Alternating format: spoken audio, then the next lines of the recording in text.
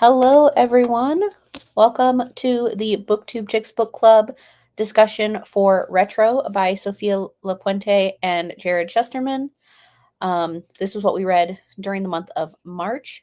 And if you've never been to one of these live shows before, basically the next 5 to 10 minutes are going to be us doing our spoiler-free initial thoughts. And then after that, we're going to go into spoiler territory. In just a moment, I'm going to let my co-host introduce herself. But before we get started on any of the discussions for this book, I do just want to mention some trigger warnings for this book and topics that will most likely be brought up during this live show. And those are content warnings for bullying, cyberbullying, attempted suicide, and kidnapping.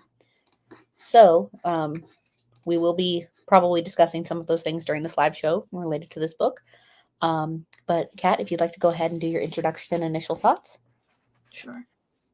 Hi, I'm Kathleen, and my channel's For the Love of Books. I was somewhat excited to read this book because Jarrod Shusterman, who is one of the co-authors of this book, is the son of Neil Shusterman, who is one of my favorite authors. He wrote the Scythe series and the Unwind series. He primarily writes YA dystopian. So I don't know if this is Jared's first book, but he co-wrote it with Sofia Lapuente, and it is the first book I read by him. It's supposed to be a YA thriller, but it was very, very, how should I say, it didn't have a lot of thriller vibes. It was very much like contemporary, kids going to school kind of thing. I did enjoy it, but I wasn't super engaged with the story, and I was not really super like invested in the stories of these students. Essentially, this is a story about these kids going retro, meaning they're for like the entire school year or something. They are doing this competition of not using any sort of like modern day technology. And so if they win, they get like a scholarship of their dreams to any school that they want to go to. So it's a really cool award at the end if you win the competition. So the premise itself was really interesting, but I feel like the execution didn't work very much. It felt more like kids playing house in a way, but in this case they're playing like going back into the past, like not having cell phones, not having like smart watches and any sort of the modern day technology that we enjoy now. So I felt like it could have been a really cool story if it was done really, really well, but I felt like the kids were a little there were more like school age kids just playing around. It didn't feel it's supposed like I said, it's supposed to be like a YA thriller. It didn't give YA thriller vibe. It didn't give thriller vibes at all. It just gave YA kids going to school every day kind of vibes. As someone who's been reading primarily thrillers ever since I got off my slump a few months back, I was kind of disappointed in that aspect because I have read some YA thrillers and I think those were done really well, but I just feel like this one, I wouldn't call it YA thriller. It does have a mystery of sorts, but it's not, I feel like it's not done well. And honestly, the mystery aspect of the story kind of takes place towards the second half of the book. So you're kind of the first half of the book just watching these kids go to school every day and do this competition where they're not using modern technology. And it just kind of like for me, I kind of lost interest at some point in the story, and then it kind of picked up towards the end. But yeah, overall it was okay. I didn't hate it, but I didn't really love it, so I did give it 3 stars. So I know we were talking earlier about how you and I have a lot of the same feelings regarding this book, and this was actually on my review list. So I wrote a kind of a long review, I thought, about it. I gave this one 2.5 stars, and for a majority of the book, I did feel like it was a 3-star read. And I think that was mostly towards the first half of the book that I was feeling that. Um, Let me start off by saying that I'm not typically a mystery thriller reader. I've mostly been reading thrillers for this book club. And that being said, they've all been adult thrillers that I've read. I haven't really read a YA mystery thriller. I think I've maybe read one or two recently. And I haven't really been reading a lot of YA, as is with that as well. So with this book, there was definitely some hype, I believe, pre-release, and I was excited to read it, but ultimately I do feel like it was a great concept but poor execution. I agree a lot with what Kat said of it's it has very contemporary vibes for about 60% of the book, I would say. And the mystery, I wouldn't even call it a thriller at this point. The mystery aspect doesn't even really come in till the end of the book, is what it feels like. And a lot of other reviews that I was reading also said the same thing of like, it's a great concept. The execution was just not there. I guess this is kind of going to start venturing into spoilers. The the story is told, which I didn't understand at first, in a playlist format. And at certain points, we would get a pause. And I don't know about you, but especially with listening, that threw me off because then I was confused on what was happening in the story and where we were.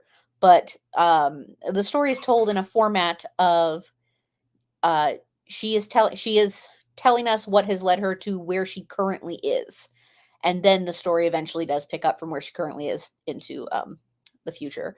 But I found I just wasn't very invested in the story and was bored at some points, just ready to be done with it. I don't know if you felt the same way of just being ready to be done. Like, I want to read something more interesting now. Yeah, when we were at the event yesterday for Scarlett Sinclair and I was listening to the book, I was just kind of, when I was like bought all those 11 books, I was like, oh, I really want to read this next. So that's why this morning when I messaged you, I was like, I'm trying to get this book done. It's because when we went to the silent book club, I wanted to read something else, you know. I just wanted to get the book done. And Desiree did comment in the chat saying that it is not his first book. That's right. He did co-write other books. He wrote it with his dad. He wrote Dry, which was a really good book. He co-wrote also Roxy with his dad, and he also co-wrote a few of the short stories that are in some of his dad's other series. Like the Scythe series and the Unwind series. So he co-wrote a few of the small short stories on those books. But it is, I think, his first book outside of co-writing with his dad, and doesn't look like, I'm looking at his Goodreads profile, it doesn't look like he's yet written a story just on himself. So hopefully we'll see that soon from him. But yeah. I do believe that this is Sophia's first book, but Okay. I did look up. She has also written in whatever the story collection is for the Scythe series. She wrote something in that. Okay. Yeah. But I think that, but this is her first full length novel. Right. Um, I don't know if you got this. Well, I kind of have two different thoughts on this. The thing that I put in my review is that I feel like this is a book for a younger audience than it's marketed for. It Yeah. it's marketed YA, but I feel like it could almost be borderline middle grade with how kind of Well, I think it's style it feels. why, because the students are in high school, right? They're seniors, because the ultimate prize is that they get like a full ride scholarship, or not even seniors, just in high school in general. um but yeah, I do agree with you. I don't know if it's because we're both moving away from YA books. You know, we a couple years ago, all we really read was YA. But so I don't know if it's because within the last couple of years, especially you've moved away from YA, and I've just recently moved away from YA. It just seems like the characters are maybe younger sounding. And I mean, they're supposed to be there in high school. It's supposed to be for you. This book is intended to be for a younger audience. But I do agree with you that they do sound like maybe they're younger, maybe like intended for like 13 to 16-year-olds, as you said in your review. So yeah, I do agree with you on that. So, what kind of social media would you compare Limbo to? Because I personally feel like it was a version of Twitter. I don't know if they specifically said, but that's kind of what I feel like I equated it to that because of how much of a dumpster fire Twitter has become. That's what I said, but who talks like that? I agree. I was thinking it was like a little bit of like Twitter, to be honest. But I'm assuming Limbo. Yeah, no, I think I was imagining like a version of like Threads or Twitter a little bit. Um, but yeah.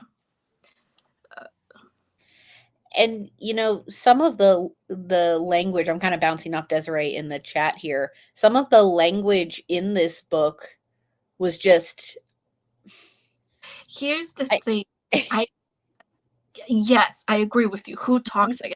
But if you watch videos by Gen Z, I'm not saying Gen Z talks like this, Mhm. but if you watch some videos that are primarily like Gen Z, especially on TikTok, because that's where Gen Z is. If you watch, there's sometimes they in their slang, the way they talk, it's just like so weird to me. And I'm not gonna lie, as a millennial, I have gone on Google and being like, what the hell does this mean?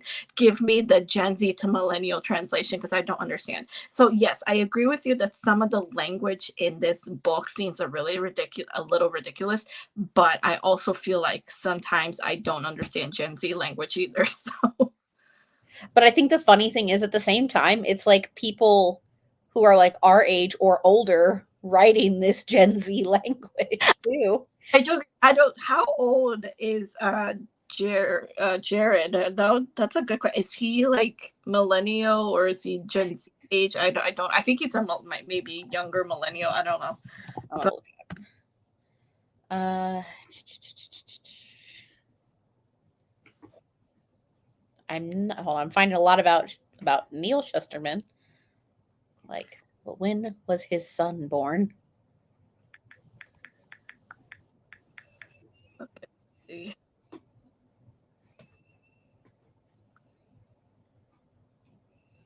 He doesn't have a Wikipedia. His dad has a Wikipedia page, but not him. It's like, how old are you? I love this. People also ask, when did Neil Shusterman born? Uh, I would say he's probably in his 30s. okay. Yeah, it doesn't say anything on his dad's. Yeah, regardless, I think he might be like either a younger. I don't think he's Gen Z. I think he might be like a younger millennial. Um,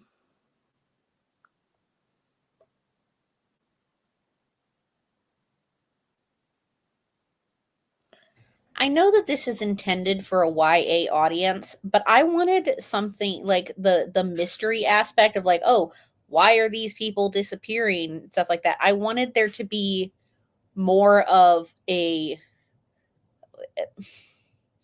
something bigger than just like they're a focus group or whatever it was. And it kind of felt unrealistic where the Mimi's dad was like, "Oh, she went off to this protest for a few days. Like she sent me a text." Like, I'm sorry. I don't know about your parents, but my parents when I'm in high school would not be like, "No, you can't just disappear for a few days doing whatever." Like that part I was like that's not very realistic. I mean, I guess it would depends on the kind of parents you have.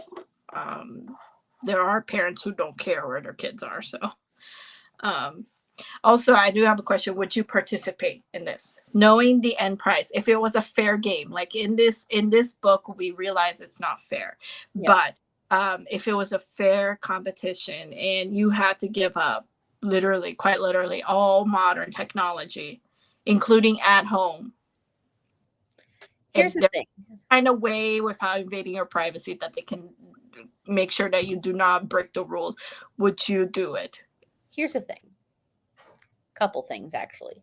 One, is it just like turn of the century modern technology or is it like anything after the turn of the century. Because I was like, when I was reading this, I was like, oh, I could just like read a shit ton of books. And then I'm like, but wait, what if the book was published after the turn of the century? Think it is the turn of the century because there was a scene in this book where after the competition started, the main character was talking about like how she did three-way calling with her friends through a landline, and obviously we still had landline as of the 90s, so I think it's probably turn of the century. So we're talking smartwatches, we're talking about social media, we're talking about like I don't know, GoPros, drones, whatever, anything after the turn of the century is what I'm assuming is what they mean by modern technology in this book. I feel like I probably would be able to do it, but I don't think I would want to do it. I mean, for one, like, You see, I don't think anybody would want to do it, but yeah, I think you and I can both agree that our livelihood is centered around modern technology. Like I have to sit in front of a computer all day and help other people with with yeah. their technology issues. So I mean, like Um, for me, I think I would probably not. No, I can't say. I would probably like sign up to do it and then probably get kicked out like within the first day because I am addicted to my phone. I will admit that. So I don't think I would be able to survive like a whole school year without technology, especially modern day technology. So I feel like I would like to give up certain aspects. Like I don't want to give up my phone because especially because then it's like that's where I get all my audiobooks from. But I would like to give up like maybe like social media. yeah, I Like think certain things. I think this is more like an extreme kind of competition. But if there was like a thing said that if you delete all your social medias, you would get this. I think I could do that, but yeah, giving up all modern technology would definitely be hard. I realized I didn't even touch on this in my review, but what were your thoughts on the romance? I could see it happening, but I also thought it was like I thought it was unnecessary. yeah, and I also thought it was cringy, but maybe it was because we were talking about teenager love, whatever, a romance, and so I do agree. I thought it was like unnecessary, but I also feel like this book was so just weirdly written because it marketed itself as a YA thriller and it's really not a YA thriller. So yeah, I don't know what I was expecting from what I read, to be honest. I honestly, I feel like I didn't eat. So, okay, whenever I'm about to start a new book, I will go and read the synopsis first, just so I have a general idea of what's happening. And I don't think I had read the synopsis for this book at any point until I went to pick it up, because Okay. I knew I wanted to read it because it was on my review list. Okay. It's the primary reason why you made it one of your choices because it was one of your choices, right? Yeah, Is that why you made it one of your choices because you had to read it for a review? but also I felt like I would have more of a good time reading it if I was reading it in like this group setting. Because I feel like yes, it was one of my review books, but it was one of the ones that I wasn't as excited for, if that makes sense. So I was like, oh, I'll be more motivated to read it if it's for like a book club or a buddy read or something like that. And I Yeah. was. I mean, I finally found the audiobook on Scribd, and I do think the audiobook was done really well. I liked that narrator, but unfortunately the narrator cannot solve the problems of the written text. Is great for doing high school stories because her voice was very like high school ish. Yeah, I actually wanted to look into who that narrator was because I feel like I might have listened to other stuff from her before, but I forgot to do that.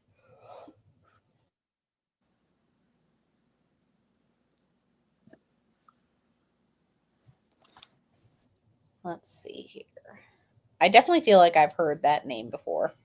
So I probably feel like I've listened to something else with her. Um I do want to say I think my favorite side character was Darnell. I feel like he just had this like easygoing personality about him. Yeah. And like right even when he was introduced at the thrift store, I was like, I like this guy. Yeah, I agree. I think he was probably one of the more likable characters and the ones that I probably wouldn't mind reading a whole story about, but yeah.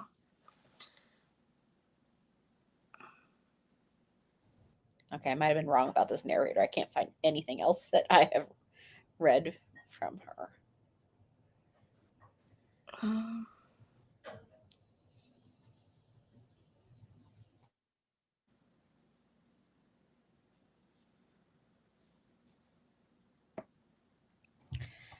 I do want to say that I feel like if the mystery aspect had been brought up like a lot in this book, more towards not necessarily the beginning, but maybe like 40 to 50% in, if there had been more elements of the mystery, it probably would have done like probably would have helped it a lot more.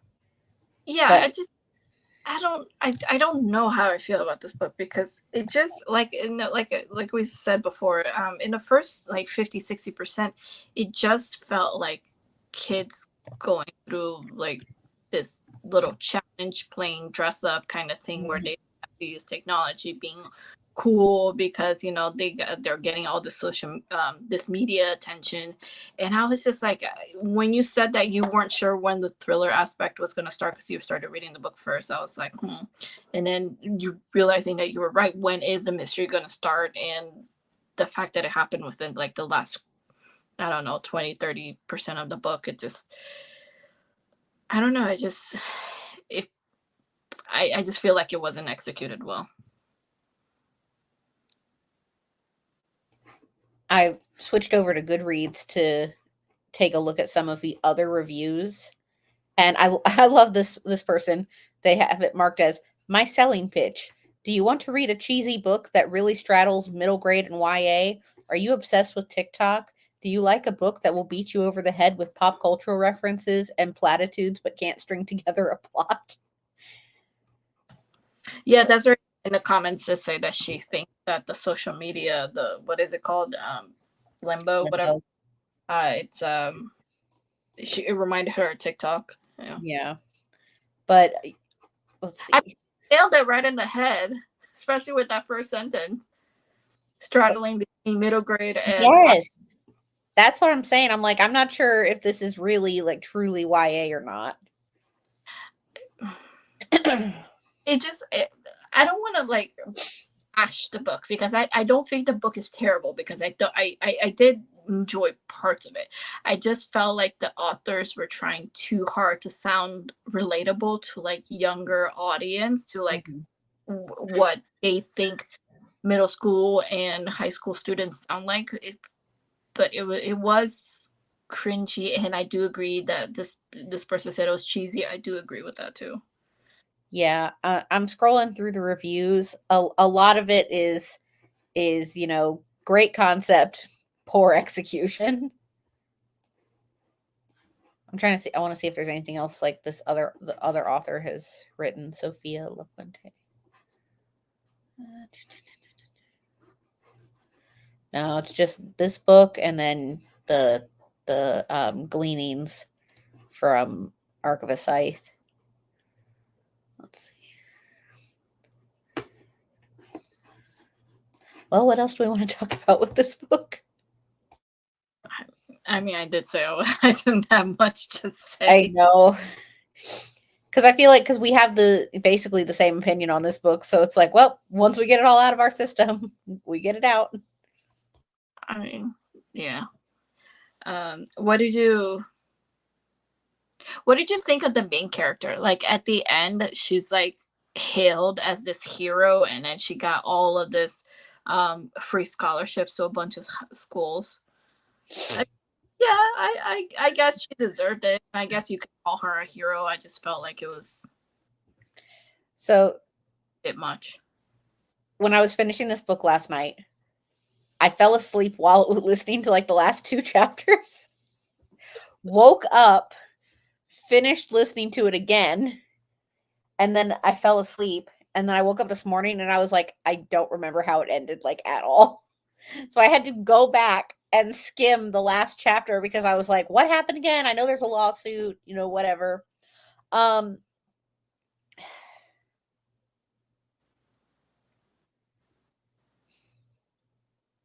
I liked her as a character. I felt like her background information was was interesting.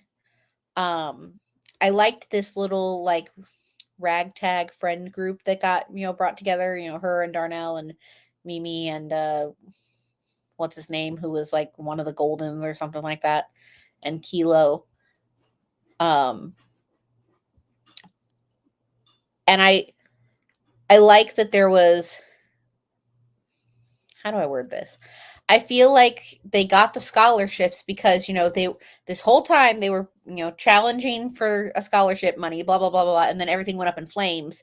And because all of it was broadcast as widely as it was, some of the colleges were probably like, no, we're going to give these people the scholarships that they Yeah. deserve, et cetera, et cetera.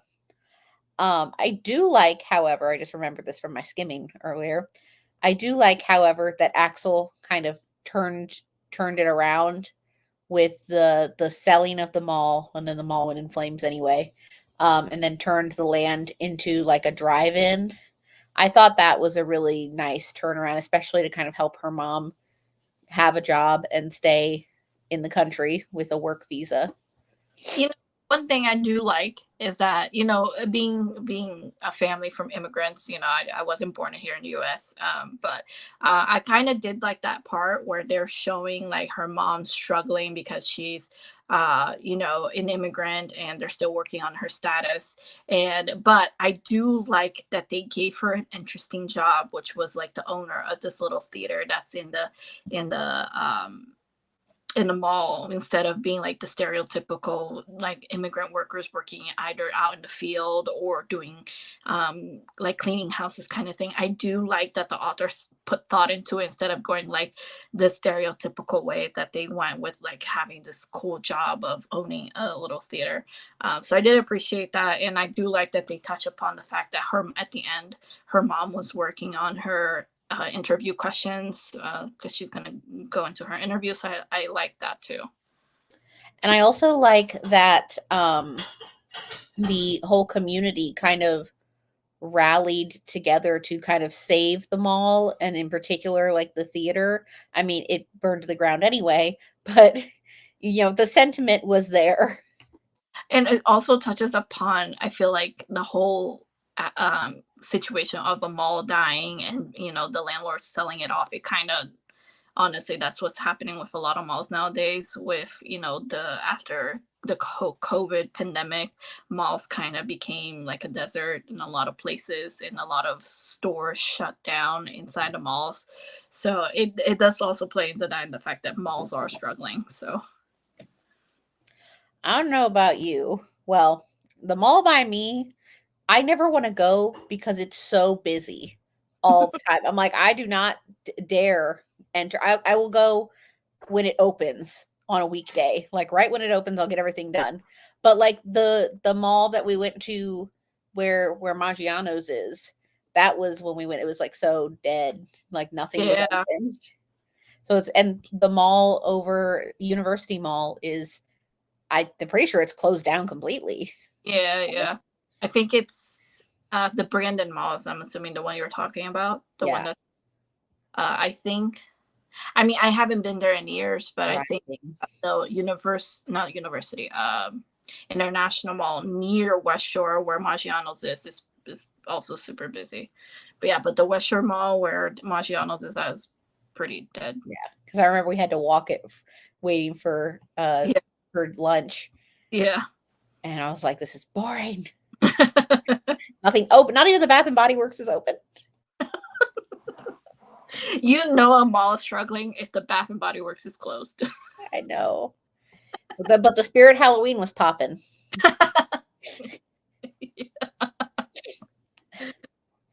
uh, but did you have anything else?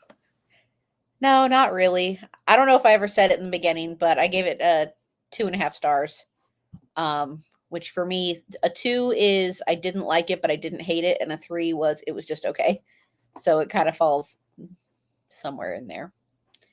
Um, so yeah, that's how I felt about this book. Um, so I guess if you're ready, we can do final thoughts. We made it 30 minutes, so that's good. Yeah, we're gonna find out. Okay. We can get another 5 minutes out of this. I did. Yeah, I thought the book was okay. I didn't really hate it, and I didn't really like love it. It was okay, so I did give it 3 stars. I think the concept itself was really interesting with the whole what would high school kids really give up modern technology to win a really cool prize at the end, which was like a scholarship to any college they want to go to. Um, of course, there was the whole mystery thriller that happened at the end. So I think the concept was cool. And it obviously worked in drawing a reader in. However, the execution was very, very not good. Um, I felt like the kids were a little juvenile, and I understand that I am an adult reading a book that is intended for younger audiences. And so maybe it's just my adult brain not really connecting with how the story was written and how these characters were written. But I did feel like the characters were a little juvenile. And as we read one of the reviews from Goodreads, this was just like, it was like teetering between like sounding like a middle grade and a YA book. So I think I am excited to see what else Jared Shusterman does as his career as an author, because again, I really really love the works by his father, Neil Shusterman. Some of his works are some of my favorite books, and he has co-written some books with his dad. Jared has. He's co-written Dry, which was really good. I haven't read Roxy, but I heard that was really good. So I'm excited to see where he goes on his writer career. Will he eventually write a book of his own? Obviously, I will read that, and I will continue to read any other books that he writes. But I did feel like this one was just not executed well. I hope he continues to grow as an author. If there is a sequel to this, I will never read it, just because I'm not. While I didn't hate it, I just don't think I want to waste. I would want. I wasn't interested enough in what happens in the end to continue reading, which it did end nicely. I don't think there will be a sequel to this at all. It was a standalone. But yeah, I did give it 3 stars. You're like, if there's a sequel, I don't want to put myself through that. So this was my first, and if I'm being honest, my last experience with Jared Shusterman as an author, and um Sofia Lapuente. I mean, this is her first book, but it wasn't for me. I do agree that, I am an adult reading a book intended for a younger audience, but if I was this confused on some things, I don't know how a younger audience would interpret it. Overall, I'm giving it 2.5 stars. I was excited. I was like, maybe this is something I can start to dip my toes into, but unfortunately, it just did not work out for me. If I don't think this should be marketed as a mystery thriller. Yeah, there's a bit of a mystery. You could probably market that, but the thriller, I don't think it's there at all. It has a lot of contemporariness to it, and I think that's more of what it is. I do agree with a lot of the reviews saying it is great concept, just a poor execution. And unfortunately, I did not have a good time with this one. So yes, 2.5 stars for that. And then we're going to talk about briefly a couple of live shows coming up. I just got to get my schedule up in front of me here. Let's see. BookTube Chicks. Okay, so the next live show that we're going to have is going to be over on Kathleen's channel, which is linked in the description below. And that is going to be for Pages and Pals, which is a monthly live read-in. So we will go live and we just sit around and read for an hour or so. It's not a book club where we're reading anything specific. We're not all reading the same book. We're just reading whatever we feel like reading. And that is going to be on April 12th at 8 p.m. Eastern over on Kat's channel, which is linked in the description below. After that, we are going to be doing the next BookTube Chicks book club, which is going to be for Half a Soul by Olivia Atwater. Unfortunately, I do not have a copy of the book to show you all. But this one is I believe, a fairy tale retelling. And I'm very excited to read this one. So the live show for Half a Soul by Olivia Atwater will be on this channel on Sunday, April 28th at 6 p.m. Eastern. You're on my channel, so subscribe if you would like to be notified for that. And we'll also be putting all of this on the BookTube Chicks Twitter and Instagram, so make sure you follow us at BookTube Chicks for all of the updates regarding that. And then the last thing that's going to be happening for BookTube Chicks, I actually do have the book here, is Desiree and I will be doing the quarterly romance book club for quarter two. Quarter two starts in April. We're going to be reading Beautiful Bastard by Christina Lauren. This is their debut novel that came out 10 years ago. Excuse me. And it is apparently very different from some of their current stuff that they write. So this is going to be our quarter two pick, and our live show for this book is going to be on Desiree's channel, which is linked in the description below, and that is going to be on Sunday, May 5th at 6 p.m. on Desiree's channel. So lots of exciting things coming up. Pages and Pals, April BookTube Chicks Book Club, and then the Quarterly Romance Book Club. But that is everything we have for this month's live show. So thank you all for coming and watching. Thank you if you're watching the playback of this, and we will see you all next month for our live discussion of Half a Soul. Bye.